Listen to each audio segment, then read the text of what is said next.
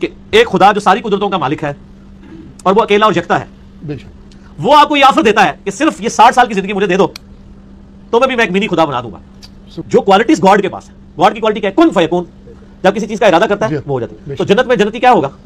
جب وہ ارادہ کرے گا وہ چیز کے سامنے آ جائے گی۔ خدا کی کوالٹی اسے موت کبھی نہیں آنی، جنتی کو آئے گی۔ مسلم شریف میں حدیث ہے جنتیوں کو موت نہیں آئے گی، بوڑھے نہیں ہوں گے، 30 سال کے جوان رہیں گے، بیماری نہیں آئے گی، کوئی مشکل نہیں آئے گی، اور سب سے بڑھ کر اللہ ان سے کبھی ناراض نہیں ہوگا۔ جنت میں کوئی کام ایسا نہیں ہے جس سے اللہ ناراض ہو جائے۔ ادھر تو ٹینشن ہی رہتی ہے پتہ نہیں یہ جائز ہے یا ناجائز ہے۔ جنت میں جو کچھ ہے سب کچھ ہی جائز ہے۔ ادھر رول یہی ہے کہ جو آپ کا دل چاہے وہ آپ کے لیے جائز ہے۔ جس خدا نے آپ کو اتنی بڑی آفر لگائی ہے کہ 60 سال کی زندگی، وہ 60 سال کی بھی دن رات بھی نکال دے، سونے کے اوقات بھی نیکسٹ 4-5 سال آپ کو دے کے اربوں سال کی وہ زندگی دے، جو مسلم شریف میں حدیث ہے کہ آخرت اور دنیا کی مثال اس طرح ہے جیسے تم سمندر میں انگلی ڈبو، جو پانی لگے وہ دنیا کی زندگی اور سمندر آخرت کی۔ سر وہ آپ کو ایک منی خدا بنانے والا ہے۔ اس حوالے سے اگر صحابہ نہیں ہوتے تو ہم تک قرآن و سنت پہنچتا، انہی کے ذریعے سے ہم تک قرآن و سنت پہنچا ہے۔ اگر سرے سے صحابہ کو درمیان سے آپ نکال دیجئے، ان کی ضرورت نہیں، ان کے فہم کی ضرورت نہیں، اور ان کا اعتماد ختم کر دیا جائے تو کیا قرآن و سنت پر عمل ممکن ہے؟ ایک طبقہ ایسا بھی ہے شیعہ میں جنہوں نے کیا کر دیا، صحابہ کچھ نہیں، ہمارے اسلاف جو بنیادی طور پر ہمارے سلف ہیں صحابہ، ان کی شخصیت کو مجروح قرار دے دیا، اور آج کل ایک پھیٹے والا بھی کر رہا ہے کام۔ ہمارے بھولے بھالے اہل حدیث بعض اوقات بولتے وہ بھی قرآن و حدیث سے بتاتا نا، ہاں لیکن اپنی طرف سے وہ بہت ساری باتیں اور بھی بتاتا ہے۔ جو آدمی اس کا چاہنے والا یہاں کوئی بیٹھا ہو غفلت والا دھوکے میں پڑا ہوا ہے، وہ ایک بات اس کی بتا دیتا ہوں تاکہ آپ کو یاد رہے۔ کبھی کبھی بہت زیادہ رد نہیں کرنا پڑتا، ایک آدھ بھی کافی ہو جاتا ہے۔ چاول پکے کہ نہیں پکے کیسا دیکھتے، پورا کھا کے تھوڑے سے معلوم پڑتا ہے۔ اس کا ایک آڈیو کلپ ہے، سمجھ رہے میں کس کے بارے میں بول رہا ہوں؟ ماشاءاللہ سمجھدار قوم ہے۔ اس نے اپنے خطاب میں کہا کہ اللہ تعالیٰ تم کو ایک آفر دے رہا ہے کہ تم 60 سال کی زندگی اللہ کے حکم کے مطابق گزارو، وہ بھی تمہیں ایک منی خدا بنا دے گا۔ نہیں سنے آپ لوگ یہ کبھی؟ کیا سنتے ہیں آپ لوگ؟ اس نے بات کہی، یہ کفر ہے، یہ کفر ہے، اور ہم کو بہت زیادہ رد کرنے کی ضرورت نہیں ہے، اس کے گمراہ ہونے کے لیے اتنا ہی کافی ہے۔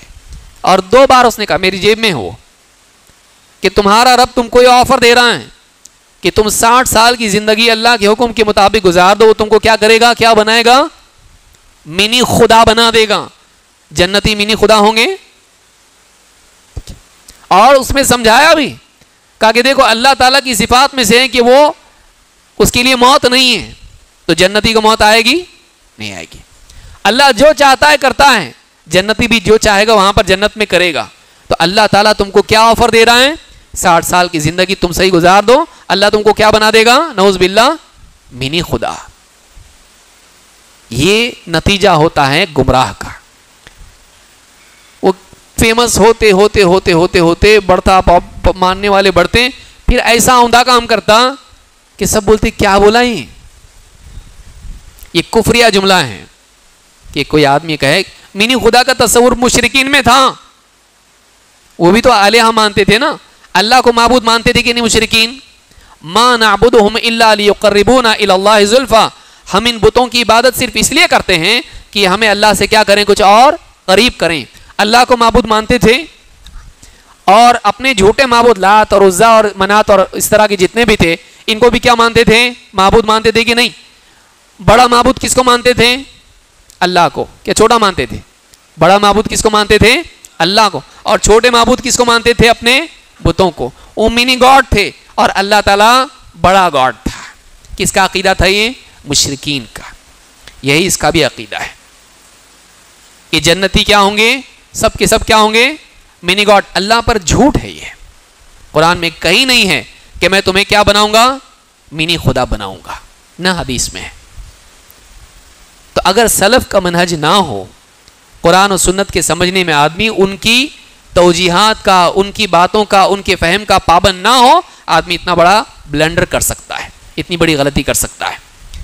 تو ایک طبقہ وہ ہے شیعہ ہیں، اور شیعہ کے ہم نوا جیسے ہی پھیٹے والے ہیں، جن کا مقصد کیا ہے؟ صحابہ کے اعتماد کو ختم کریں۔ صحابہ کا اعتماد اگر ختم ہو جائے، صحابہ پر بھروسہ نہ رہے مسلمان کا، پھر کیا قرآن پہ بھروسہ کرے گا اور کیا حدیث پہ بھروسہ کرے گا؟ کیوں؟ اس لیے کہ قرآن کس نے پہنچایا؟ صحابہ نے. حدیث کس نے پہنچائی؟ صحابہ نے. اگر وہی قابل اعتماد نہیں تھے، معلوم نہیں ان میں کون منافق تھا، کوئی بولنے لگے اگر ایسا، تو ہم کیا بھروسہ کریں گے قرآن اور حدیث پر؟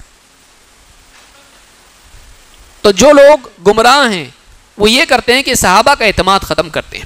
سلف کے منہج کی پیروی کو لازم سمجھنے کا مطلب یہ ہے کہ ہم اپنے آپ صحابہ کو لازم پکڑ کے چلیں گے، ان کے احترام کو باقی رکھیں گے اور ان کی تعلیمات کو محفوظ رکھیں گے. نہیں تو نصوص ختم ہو جائیں گے کہ اس آیت پر کیسے عمل کیا جائے، اس حدیث پر کیسے عمل کیا جائے، اس کا مطلب ہی ختم ہو جائے گا. بقیہ ابن ولید کہتے ہیں قال علی الاوزاعی، امام الاوزاعی کہتے ہیں کہ مجھ سے امام اوزاعی نے کہا یا بقیہ لا تذکر احدا من اصحاب نبیک الا بخیر، نبی صلی اللہ علیہ وسلم کے صحابہ کا تذکرہ جب بھی تو کریں بھلائی کے ساتھ کرنا، برائی کے ساتھ نہیں. سلف کے منہج کی پیروی کو لازم سمجھنے کا لازمی نتیجہ یہ نکلتا ہے کہ ایک انسان سلف کا احترام کرتا ہے. نہیں تو آدمی کہے گا ان کی ہم کوئی ضرورت نہیں، اور یہاں تک زبان دراز ہو جائے گا کہ ان کا اعتماد ختم کر دے گا، ان پر تنقید کرنے لگے گا، حتیٰ کہ ابو بکر و عمر رضی اللہ تعالیٰ عنہما پر بھی تنقید کرنے لگے گا. لہٰذا یہ اس لیے ضروری ہے. السلام علیکم سامعین، ویڈیو پسند آنے پر اپنے دوستوں کے ساتھ واٹس ایپ اور سوشل میڈیا پہ شیئر کریں. ایسے ہی اور ویڈیو دیکھنے کے لیے ہمارے چینل کو ضرور سبسکرائب کریں. جزاک اللہ.